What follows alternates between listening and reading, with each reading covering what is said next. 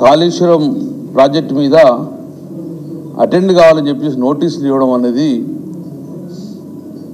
తెలంగాణ సమాజం మొత్తం కూడా ఉలిక్కిపడే విధంగా, బాధపడే విధంగా ఈరోజు రేవంత్ రెడ్డి సర్కార్ చేసింది. ఈరోజు కేసీఆర్ గారు నోటీస్ ఇచ్చాడు కాదు, ఈ యొక్క రేవంత్ రెడ్డి ప్రభుత్వం తెచ్చుకున్న తెలంగాణ సమాజం మొత్తం మీద, తెలంగాణ ప్రజల మీద మొత్తాన్ని మీద దాడిగా భావిస్తూ మీరు ఇచ్చిన నోటీసు కేసీఆర్ అనుకుంటున్నారు కావచ్చు, మీరు ఇచ్చిన నోటీసు కాళేశ్వరం పంట మీద లక్షలాది మంది రైతులు పండించిన పంట సజీవంగా ఉండే కాళేశ్వరం ప్రాజెక్టుకు ఈరోజు ఆ రైతులందరికీ మీరు నోటీస్ ఇచ్చినట్టు 50-60 సంవత్సరాల కరువును ప్రాళదోలిన కాళేశ్వరం ప్రాజెక్టు తెలంగాణ రాష్ట్ర సాధించిన భాగంగానే ఈరోజు రావడం జరిగింది. తెలంగాణ రాష్ట్రం ఏర్పాటు చేసుకున్నందుకు ఆ సంతోషంలో రైతులందరి మీద నోటీస్ ఇచ్చినట్టుగా భావిస్తూ ఈరోజు మీకు రేవంత్ రెడ్డి గారు ఒక పైశాచిక ఆనందం పొందిండు. కేసీఆర్ గారు నోటీస్ ఇచ్చినాం, కేసీఆర్ గారు కాళేశ్వరం మీద అటెండ్ అవుతారు అనే ఒక పైశాచిక ఆనందం పొందుతున్నాడు. ఈరోజు నేను ఒక్కటి సూటిగా ఈరోజు రేవంత్ రెడ్డి గారు ప్రభుత్వాన్ని అడుగుతున్నాను,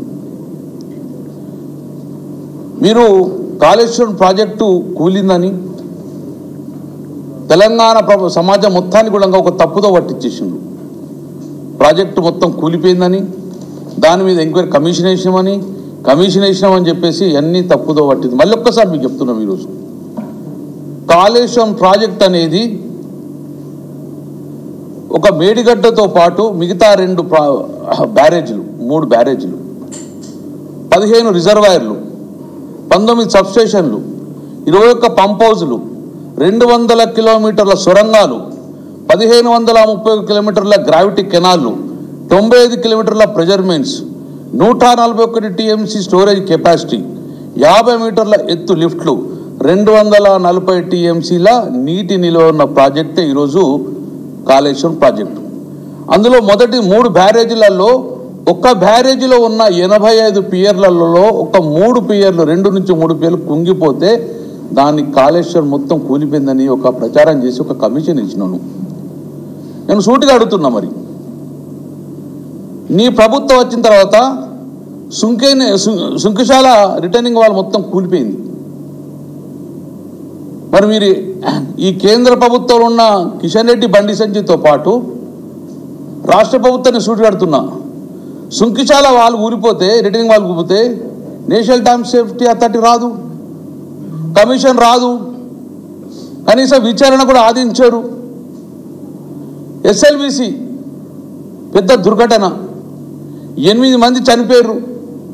ఆ 8 మంది చనిపోతే ఎన్డీఎస్ఏ రాదు, విచారణ అయ్యేది, కేంద్ర ప్రభుత్వం రాదు, రాష్ట్ర ప్రభుత్వం మంత్రులు వారు విచారణ చేయరు, సీఎం కూడా పోయే పరిస్థితి లేదు. ఈరోజు పాలమూరు రంగారెడ్డి ఎత్తిపోతలలో వట్టెం రిజర్వాయరు పంపులు మొత్తం మునిగిపోతాయి, ఒక్క మంత్రి పోయి చూసిన పరిస్థితి లేదు. అక్కడికి ఎన్డీఎస్ఏ రాదు, అక్కడికి విచారణ కమిషన్ వేయరు, ఏ విచారణ కమిషన్ ఉండదు. ఖమ్మం పెదవాగు గేట్లు మొత్తం కొట్టుకపోయినాయి, ఇంతవరకు దాని మీద ఎన్డీఎస్ఏ రాదు, కనీసం విచారణ గాదించరు. అంతెందుకు పెద్ద స్కామ్, సివిల్ సప్లై స్కామ్, కేంద్ర ప్రభుత్వం సంబంధించిన సివిల్ సప్లై స్కామ్, అమృత స్కామ్, కొడంగల్ లిఫ్ట్ ఇరిగేషన్, దీని మీద ఏది కూడా రాష్ట్ర ప్రభుత్వం స్పందించదు, కేంద్ర ప్రభుత్వం స్పందించదు. కేవలం వీళ్ళ టార్గెట్ అంతా కూడా తెలంగాణ రాష్ట్రం సాధించిన కేసీఆర్ గారిని ఈరోజు ఇబ్బంది పెట్టేలో భాగంగానే ఈరోజు కమిషన్ నోటీసులు పంపిండు. ఇది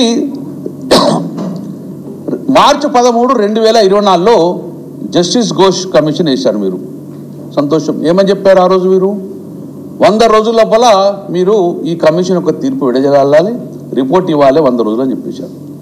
మార్చి 13, 2024 ఇచ్చిండ్రు. దాని తర్వాత 100 రోజులు పోయినాయి. జూన్ 29 నాడు మళ్ళీ ఒక్కసారి ఎక్స్టెన్షన్ ఇచ్చిండ్రు. ఆగస్టు 25 నాడు మళ్ళీ ఎక్స్టెన్షన్ ఇచ్చిండ్రు. నవంబర్ 12 నాడు మళ్ళీ ఎక్స్టెన్షన్ ఇచ్చిండ్రు. డిసెంబర్ 21 నాడు 4వసారి ఎక్స్టెన్షన్ ఇచ్చిండ్రు. మళ్ళా 2025 ఫిబ్రవరిలో ఎక్స్టెన్షన్ ఇచ్చిండ్రు. ఏప్రిల్ 29లో ఎక్స్టెన్షన్ ఇచ్చిండ్రు. అంటే సుమారు సంవత్సరం మీద 3 నెలలు ఎక్స్టెన్షన్ ఇస్తూ పోయినరు.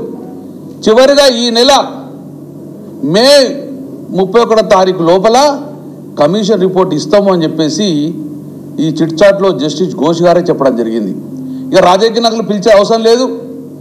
ఆల్మోస్ట్ ఆల్ ఇంకా స్మితా సబర్వాల్తో పాటు అందరూ పిలవడం జరిగింది. ఇక రిపోర్ట్ ఇస్తామని చెప్పేసి ఇచ్చే సమయం లోపలే ఈ రేవంత్ రెడ్డి ప్రభుత్వం గట్టెట్లిస్తావు నువ్వు అని చెప్పి మళ్ళా 2 నెలలు నిన్న ఎక్స్టెన్షన్ చేసిండు. నిన్న 19వ తారీఖు నాడు మళ్ళీ ఎక్స్టెన్షన్ చేసిండ్రు 1 మంత్ కోసం ఇచ్చి ఇక వీళ్ళ పేర్లు కూడా నోటీసులు ఇచ్చేం చేసి ఒక రాజకీయ కక్ష సాధించలో భాగంగా ఈరోజు కమిషన్ ఇవ్వడం జరిగింది.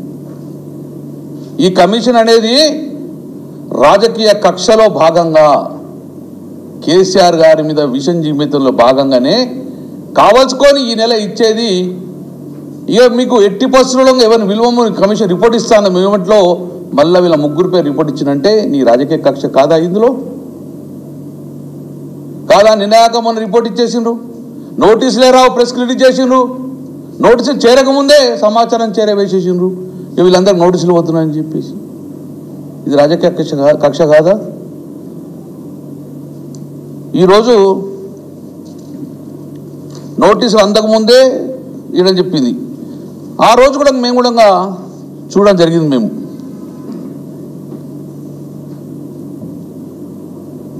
85 పిల్లర్లలో మేము కూడా పర్యటించాము.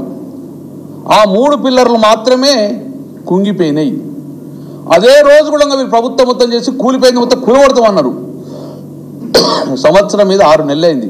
చెక్కు చెదిరిందా? ఎందుకు నీళ్ళు ఆపలేదు? మీరు కిందికి నిలవలసిండ్రు. నేను రేవంత్ రెడ్డి ఒకటే సూటిగా ప్రశ్న అడుగుతున్నాను. కొత్తగా ఇల్లు కట్టుకుంటాం, ఇల్లు కట్టినప్పుడు బాత్రూంలో చిన్న లీక్ అవుతుంది, బాత్రూమ్ రిపేర్ చేసుకుంటావా? ఇల్లు మొత్తం కూలగొడతావా? Bathroom repair చేసుకోవా? కొత్త కట్టిన ఇంట్లో చిన్న రిపేర్ అయితే బాత్రూమ్ రిపేర్